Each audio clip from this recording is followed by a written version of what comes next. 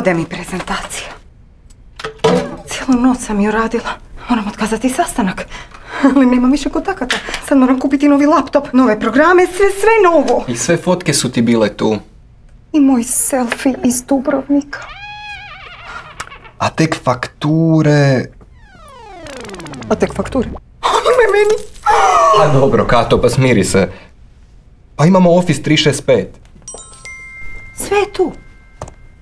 Prezentacija je tu. Da, pa naravno. A zašto mi nisi rekao da imamo Office 365? A slušaj, da si imala stari Office, sve bi bilo izgubljeno. Ovako plaćamo samo onoliko koliko koristimo. To je nešto najjednostavnije.